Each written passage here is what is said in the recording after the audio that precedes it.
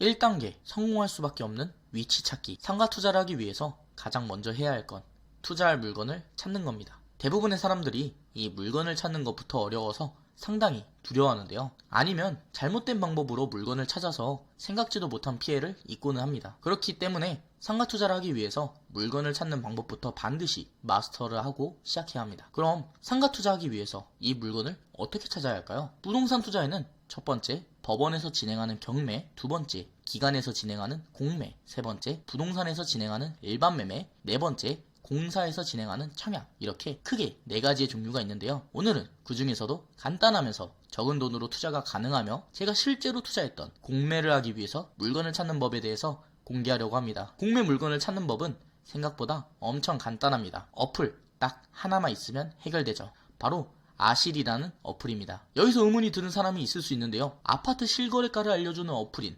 아실을 활용해서 상가투자 물건을 찾는다니 물음표가 뜰 수밖에 없을 겁니다. 그런데 사실 다른 서비스 사이트보다 이 아실이라는 어플이 가장 간단하게 상가투자 물건을 찾을 수 있습니다. 아실을 들어가 보시면 우측에 경매, 공매라는 아이콘이 있을 겁니다. 이 기능을 활성화시켜 보시면 일반적인 아파트 표시인 파란색과 초록색 외에 검정색의 표시가 나타날 겁니다. 이게 바로 경매와 공매 물건입니다. 현재 진행 중인 경매와 공매 물건을 지도 형태의 어플에서 한눈에 보기 쉽게 보여주는 거죠. 그러니 우리는 그저 원하는 지역, 핫한 지역을 검색해서 거기서 이 기능을 통해서 현재 그 지역에 나온 물건들을 쉽게 찾을 수가 있습니다. 엄청 쉽죠? 물론 정석적인 방법으로 찾으려면 경매는 법원 사이트를 이용하거나 공매는 온비드라는 사이트가 따로 있어서 조금 복잡한 검색 과정을 거쳐야 합니다. 하지만 이제는 다양한 정보를 제공해주는 좋은 어플들이 등장하면서 이렇게 간단하게 물건을 찾을 수 있게 되었죠. 진짜 쉽죠? 상가 투자뿐만 아니라 이 방법으로 아파트와 빌라 등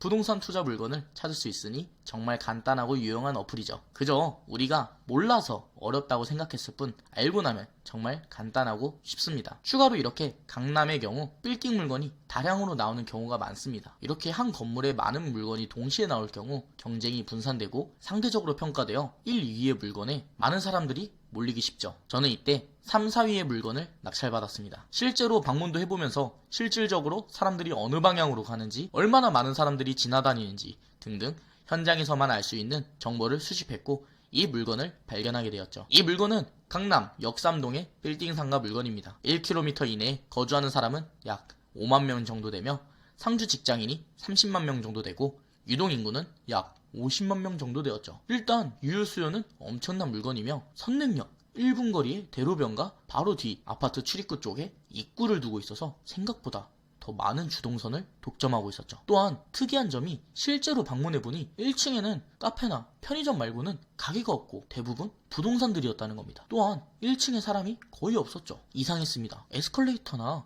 엘리베이터 등 이곳을 지나다니는 사람들은 정말 많았는데 1층에 머무는 사람은 거의 없었죠. 그렇다면 이들은 전부 어디로 향하는 걸까?